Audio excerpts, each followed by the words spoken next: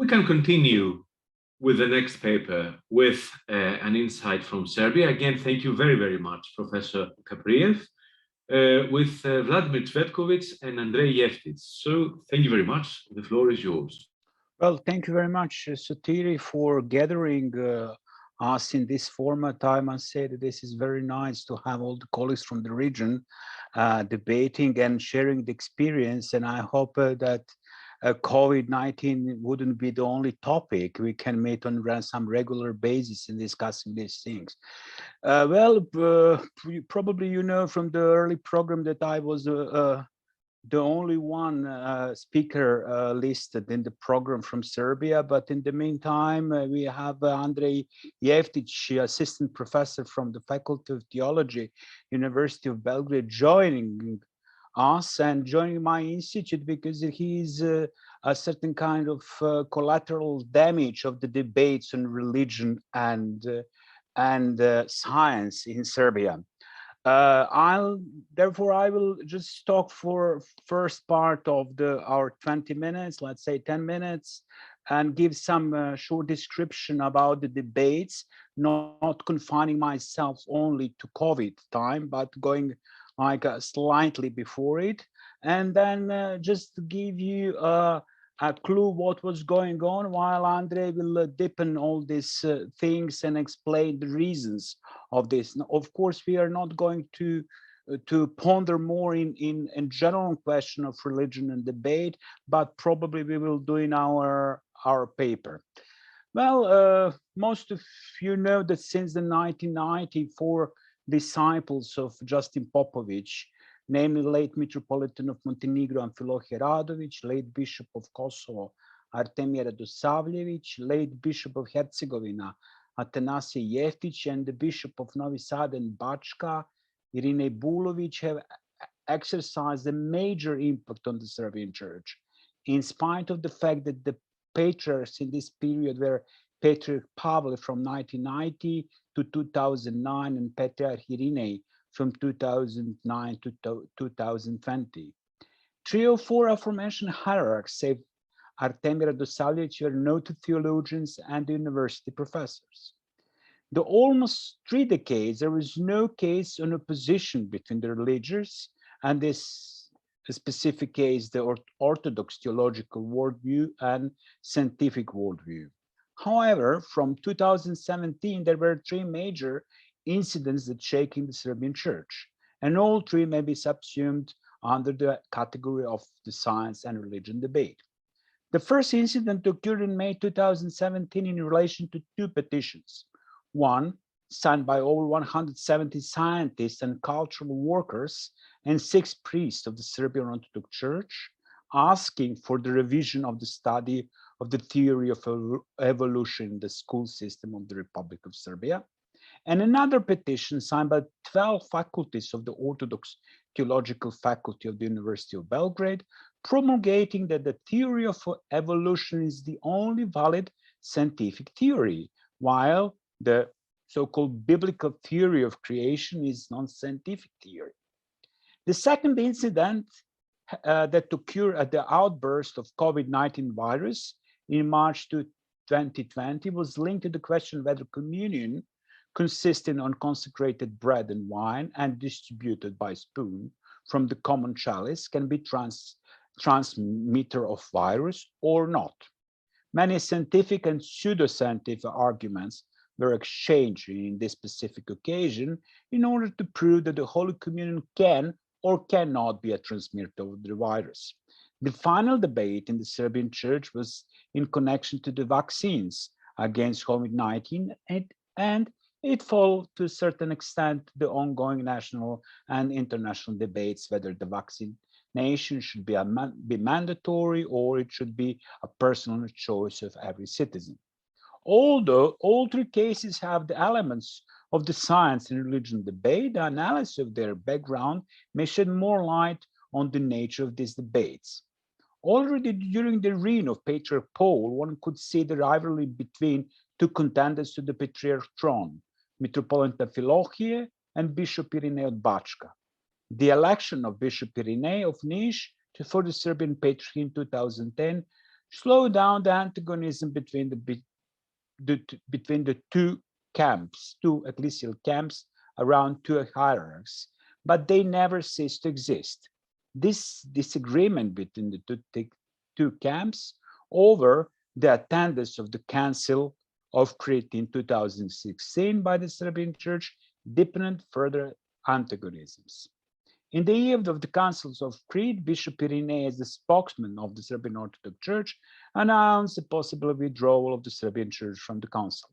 However, on the same day, in his interview given to the daily newspaper Politica, Bishop Maxim of Western America reminded the public audience that the Serbian Assembly of Bishops made a decision about council attendance several weeks before, and this decision could not be changed only because some other Orthodox churches, such as Bulgarian, Georgian, and Russian, decided to withdraw from the council. Finally, the delegation of the Serbian Church went to the Council of Crete, but the authority of Bishop Irenaeus was shaken. On the 10th of May 2017, 12 teacher assistants of the Orthodox Theological Faculty of the University of Belgrade, including Bishop Maxim and the Professor of Theology, reacted to the previously signed petition 170 public intellectuals asking for the revision of the study of the theory of evolution in the school system of Republic of Serbia, by emphasizing that the theory of evolution is the only valid scientific theory that explains the history and development of life, while biblical theory of creation is not scientific theory, and if interpreted literally, it may cause a conflict between the Christian faith and the theory of evolution, and thus between teaching biology and religion in public schools. Just a few days after the statement was issued, at the annual convocation of the Assembly of Bishops of the Serbian Orthodox Church, held in Belgrade between 14 and 24th of May, the signatories from the Faculty of Theology were criticized by a number of bishops. Bishop Irinei even demanded that the blessing of the synod for further teaching at the Faculty of Theology should be denied to the signatories. They may be interpreted not so much as a debate between the evolutionists and creationists, but rather as a personal revenge of Bishop Irinei to Bishop Maxim. Bishop Maxim addressed the convened assembly with the intention of eliminating the misunderstanding, explaining their motives for public appearance. In the end, the assembly decided that the public appearance of this topic was unnecessary. All the signatories remain in their post at the Faculty of Theology. Some of them, who as priests held parishes in Belgrade, were removed from them by the decision of the Patriarch Irinei. On the 20th of May, Patriarch Irinei sent a letter to the Dean of the Faculty of Theology in which he forbids public appearances to the teaching staff without his explicit approval. The Patriarch was more concerned with the disciplinary aspect of the whole debate and the lack of his blessings for going in public than the whole issue of evolution. However, two of the signatories, namely teaching assistant Nenad Božović and assistant professor Vukašin Miličević, had to write the letters of repentance to the synod in which they had to renounce their signatures on the petition in order to receive blessings from the synod for their further teaching at the faculty. On the 18th of July 2019, the synod decided to withdraw the blessing for the teaching at the Faculty of Theology to two other signatories of the petition, Bishop Maxim, a full professor, and Marko Vilotic, an assistant professor. As for Bishop Maxim, the explanation of the decision on behalf of the synod was signed by Bishop Irinei, with whom Bishop Maxim had conducted public controversy on the issues in the previous months. Bishop Maxim was criticized for giving his support to the theory of evolution with his signature, which was stated to be inconsistent with the, quote, the scriptures and the holy tradition of the church, end quote. He was also accused of professing Taoism because of quoting in one of his articles an author who draws who draw some parallels between Christian and Taoist teaching. The second issue was in regard to the question of whether communion, consisting of consecrated bread and wine and distributed by spoon from the common chalice, can be a transmitter of COVID-19 virus, and it was raised in the first weeks of the pandemics. The popular Serbian theological internet portal Theologia.net began to publish the debates whether consecrated bread and wine could be infectious or not. There were three positions that the participants in the debate took. A, the communion consisting of bread and wine can transmit viruses. B, the communion cannot be a transmitter of the disease, but the spoon or chalice for the distributing communion may be a transmitter. And C, neither communion nor the means of it distributing can be infectious. The practices also of distributing communion varied in the Serbian church. Thus, in some churches, as far as they were not closed by the decision of civil authorities, the distribution of communion was continued in traditional manner, with a chalice and spoon, and even the measures of wearing masks and keeping distance were ignored.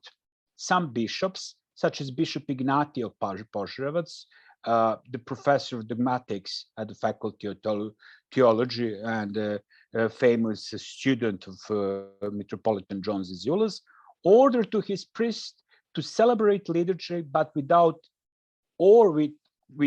any or with just a few members of laity. Bishop Grigori of Germany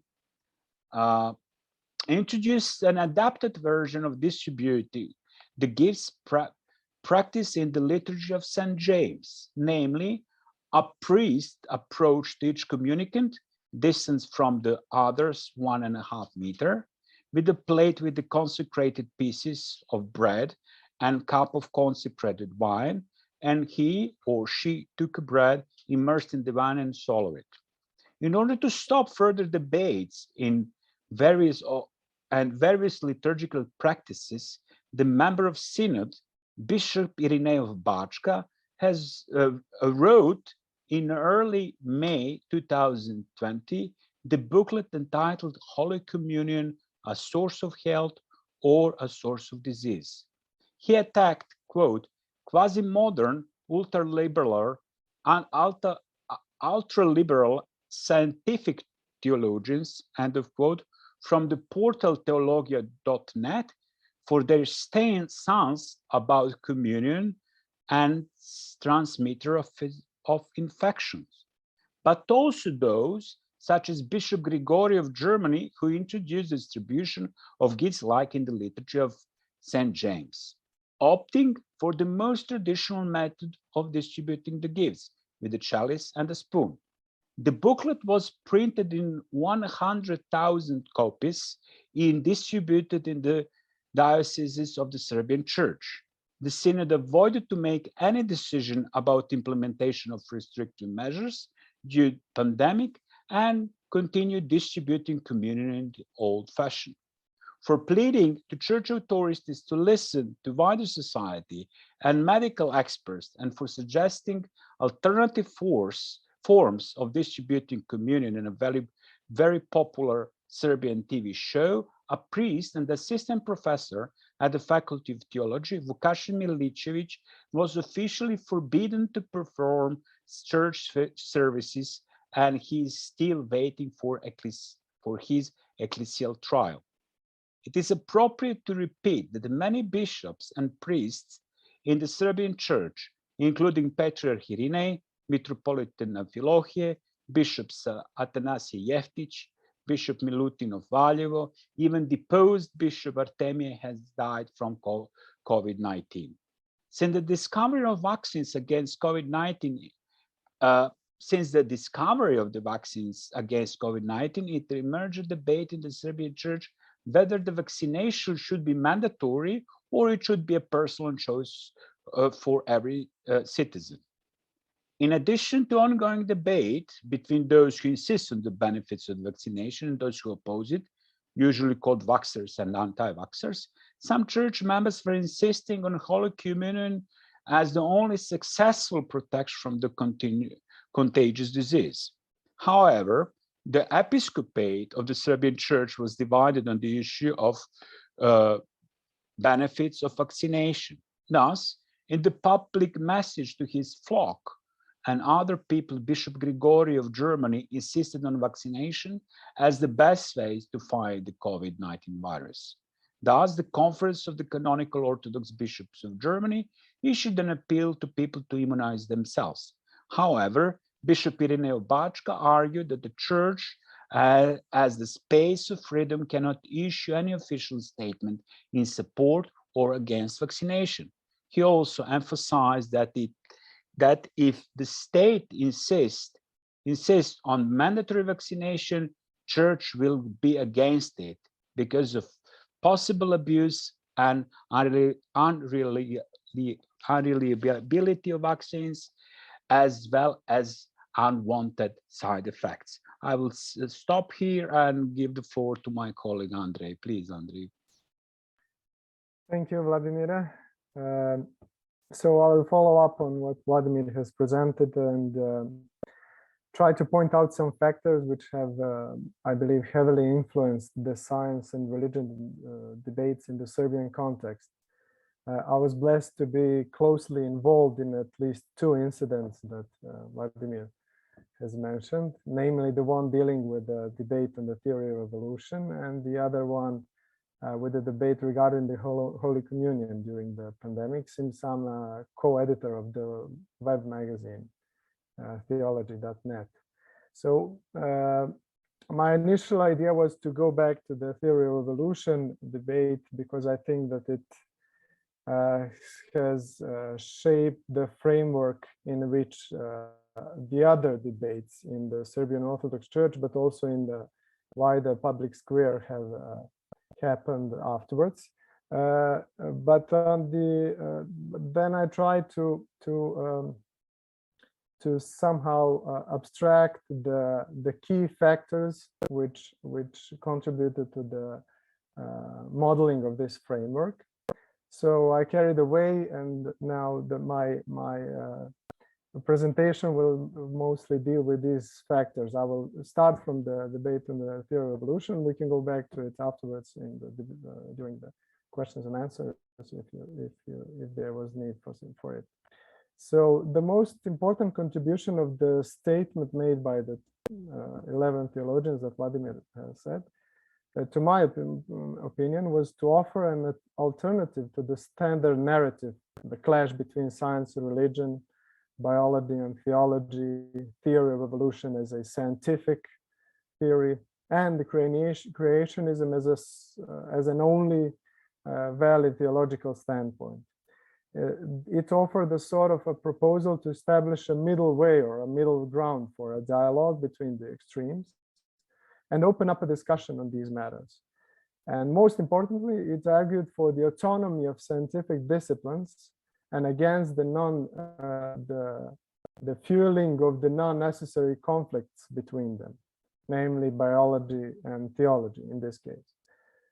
Also, I believe the statement itself was an act of theological responsibility manifested in the public square, meaning that theologians, in this case, did not refrain from the public square and the discussions which were already going on, and took it upon themselves to challenge dubious, I believe, theological standpoints, and also propose an alternative for further dialogue. Vladimir has already noted that the statement was met with a strong backlash, mostly coming from the higher church hierarchy. And this development, as I've said, has profoundly influenced the circumstances and the framework in which the subsequent debates took place. So now I come to the factors that I believe have shaped the public discourse on religion and science debates in these particular cases that Vladimir has mentioned. Some of them reflect the particularities of the Serbian public square, while others pertain to the dynamics of the inner life of the Serbian Orthodox Church.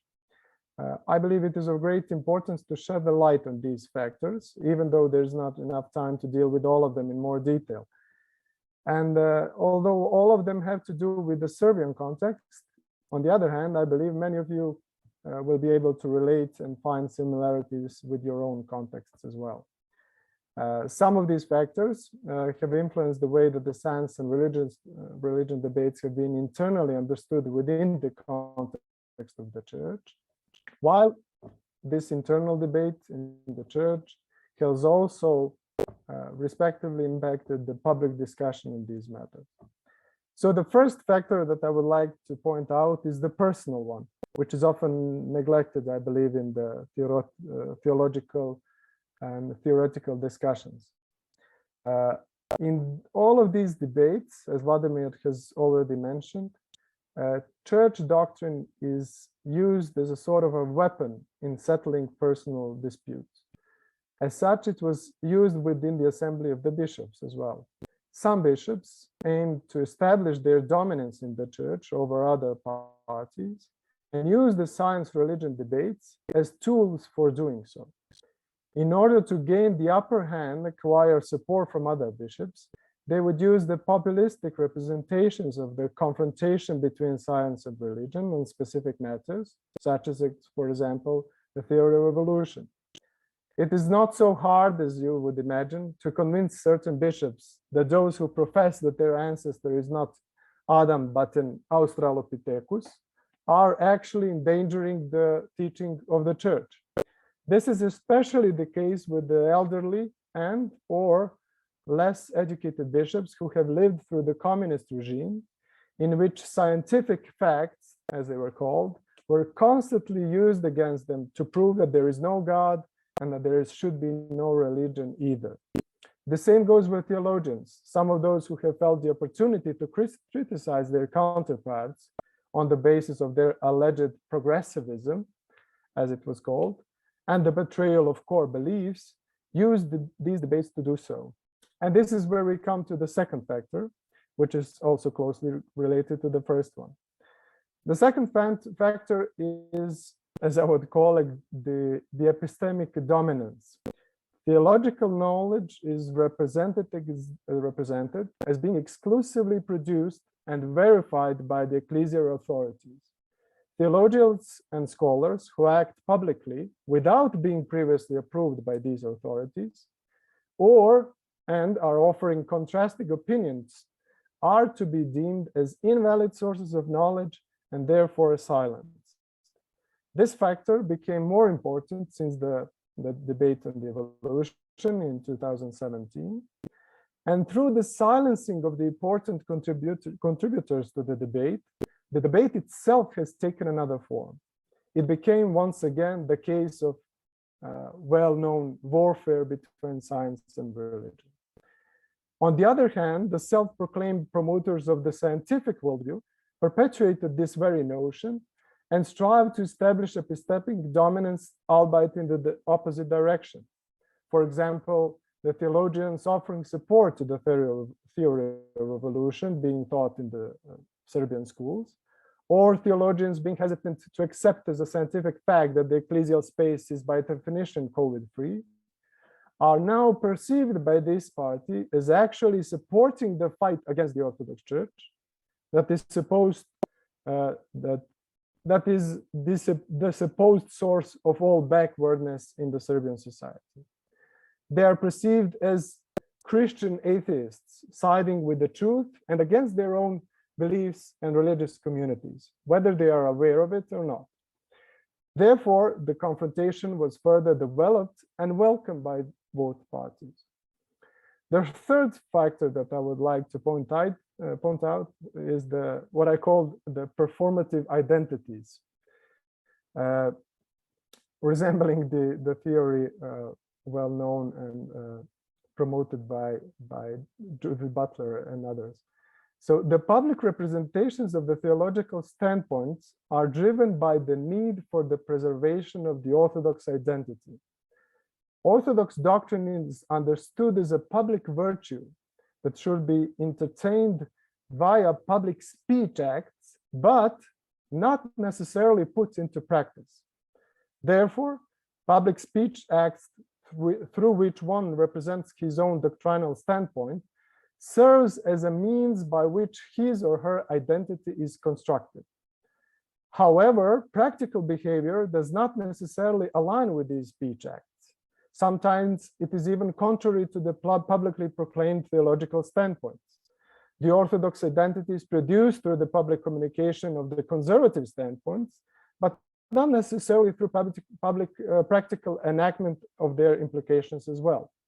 So in the case of the dispute regarding the use of a common spoon, which took place during the time of the pandemic, this means that any change in the traditional way of receiving and distributing the Holy Communion was condemned by church officials as an unholy innovation, calling into question the belief in the healing power of Christ's own body. In the history, and I quote, "In the history of the Orthodox Church, no one has ever been infected through the Holy Communion," the end of quote. That was the statement that was often repeated by many church hierarchs.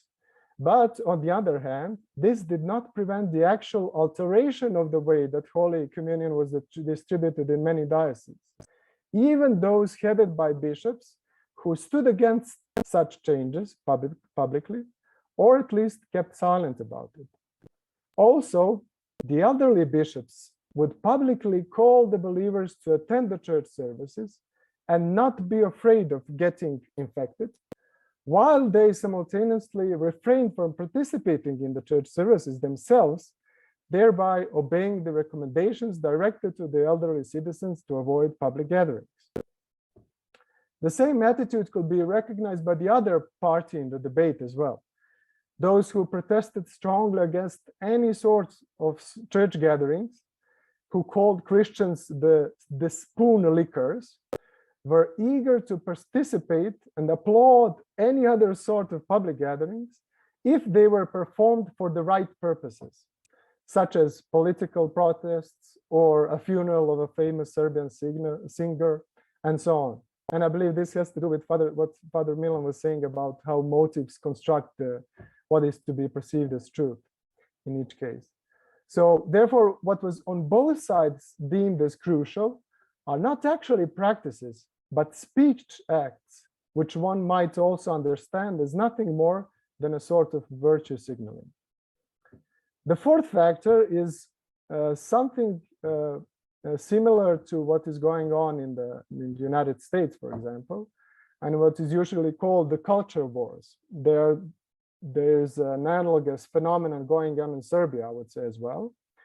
And the three debates that Vladimir has mentioned were shaped by the ongoing culture wars in Serbia.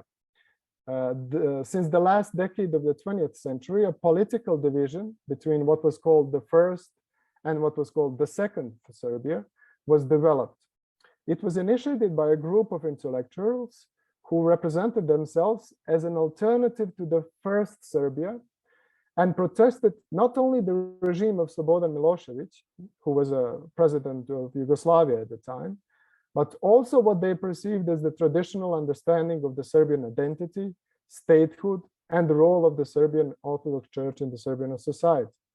So over the last 3 decades, this division has heavily influenced and I would say misguided the political, but also cultural debates in Serbia. To make it simple and to some extent oversimplified, this means that everything promoted by the so-called second Serbia was seen as opposing the traditional understanding of the Serbian identity and therefore of the church and its importance in the Serbian society as well. This cultural war was internalized by some church hierarchs in order to portray their counterparts within the church itself, but also in the public square, as those essentially belonging to the enemy side, and all those who are being infiltrated within the church as a fifth column, which is an expression often used. Also, these culture wars were used by the other party as well, the one in constant battle with all things traditional, in order to discredit and stigmatize the church communities as, quote, a source of disease and thereby responsible for the deaths of thousands. And this is where I come to the fifth factor, which I'll just slightly note and which needs to be further developed, I believe. And it is the conceptual factor. The concept of science deployed in these debates on the side of the church hierarchy, I believe often bears a resemblance to the controversies of early modernity.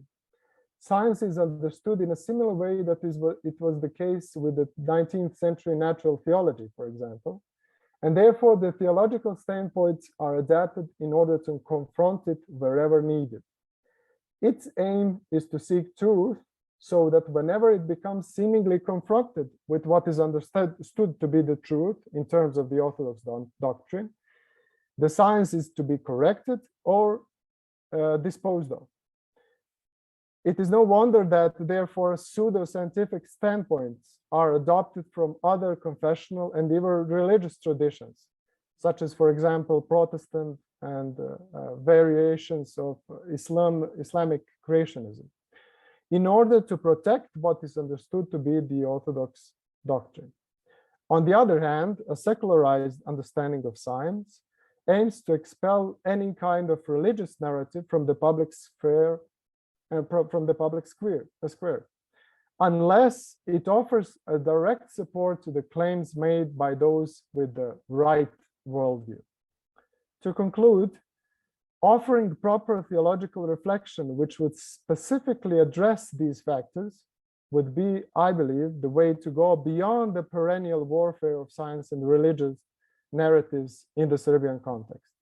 However, such an endeavor goes beyond the scope of this presentation and establishes a starting point for the work to follow. Thank you. Many, many thanks to both Vladimir and Andrej. I was a bit shocked to hear the stories, to be honest. And it's interesting how, first of all, what was being used, and you both mentioned that it was being used as a pretext for other intra-ecclesial tensions, etc., was precisely a scientification of ecclesial realities. The very idea that there is a conclusive quasi-scientific version of Christian doctrine that goes over and against, etc. We do have some time for discussions and comments. The floor is, Father Milan wants to speak.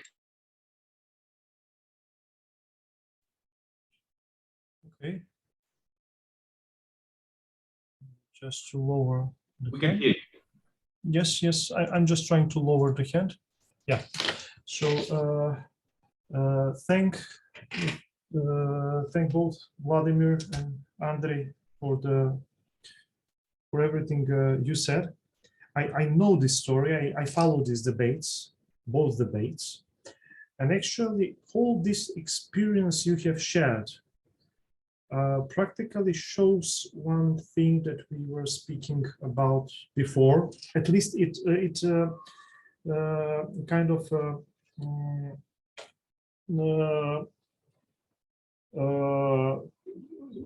comes in the context of what I have taught about our issues and questions, and that is that when we speak about science as religion, what Sotiris taught, I think that we may prefer to speak about ideology, because it's not science like understand like and pretending to be a religion, but it's more like both religion and science functioning as ideologies. And in your context, we have, I think this is quite obvious. Like your idea, Andrej, about how you put it, to offer a new way, a middle way in the clash between science and religion. That's great. I agree.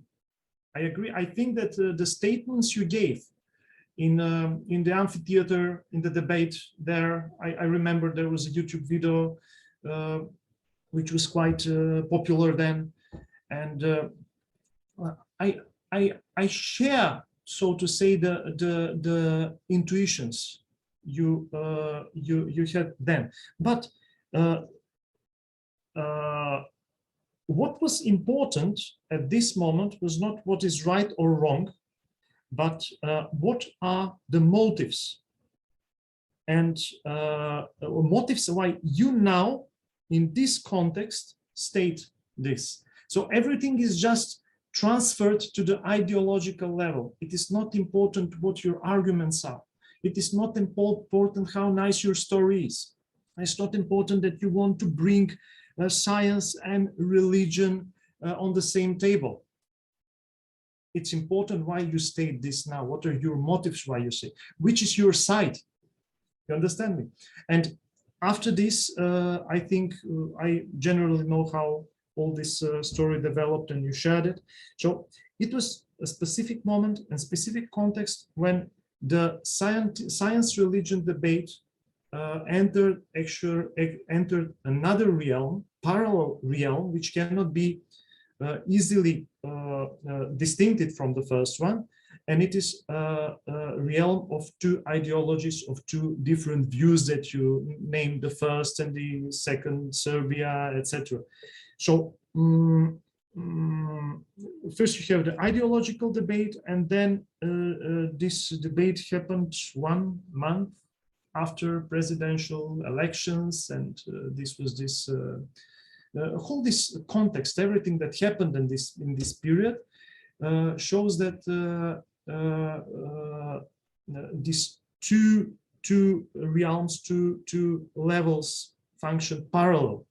So the first level, the religion and science, which can come into dialogue, and second, the one ideology, we'll call it religious ideology, and scientific ideology, and both of them are not the science and the religion, but are ideological interpretations which deal with the motives, why somebody says, why somebody engages now at this moment, what are the motives, etc. So I think that this illustration you gave us can be in some way interpreted, but by what Sotiris mentioned in the beginning and through the examples I gave before. I don't know if you agree with me, or I agree. on this. I agree 100%. It had to do more with ideologies, and then it had to do actually with the science and religion. When it comes to motives, there's always I don't know, but I believe that everybody in the Balkan countries, and especially those who had gone through the experience of the communist regime, there's always suspicion of a hidden motive behind someone's acts, you know. So the thing that was constantly being put on the question that was constantly put on the table was, why did they choose to go public with this? What were their motives?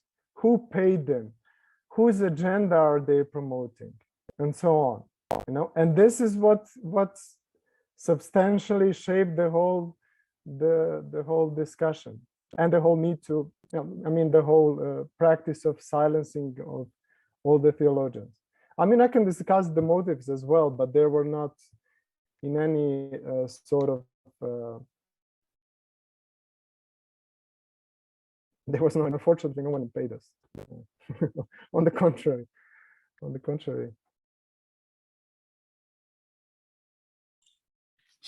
I think this concludes the first session of the workshop. Thank you all very, very much.